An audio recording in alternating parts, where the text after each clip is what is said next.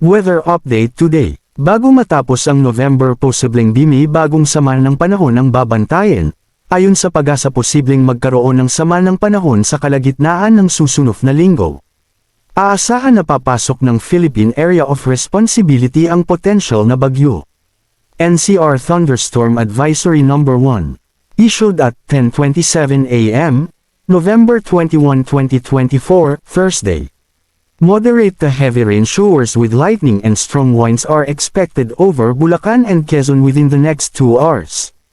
The above conditions are being experienced in Nueva Ecija, Bongabon, which may persist within 2 hours and may affect nearby areas.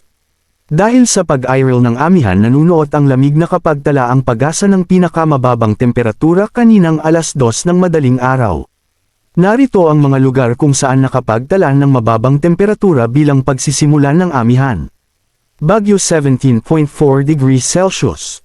Tanay 21.9 degrees Celsius. Basto, Batanes 24.4 degrees Celsius. Tuguegarao 25 degrees Celsius. Quezon City 25 degrees Celsius. Sa ngayon, Batanes pa rin ang pinakaapektado ng umiiral ng northeasterly wind flow o amihan.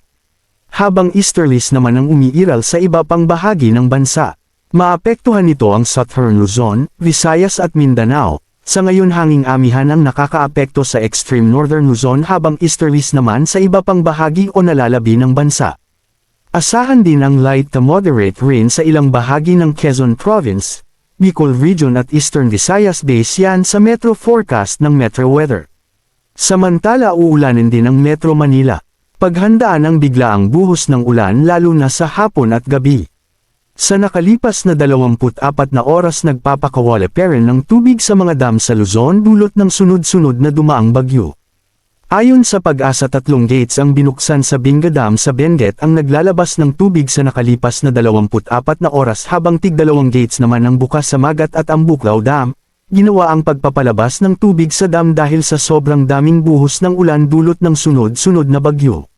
Moderate to heavy rain showers with lightning and strong winds due to thunderstorms are expected over Cebu, Mandaue City, Cebu City, Talisay City, Minglanilla, Naga City, Consolacion, Catmon, Sogod, and nearby areas within 30 minutes to an hour.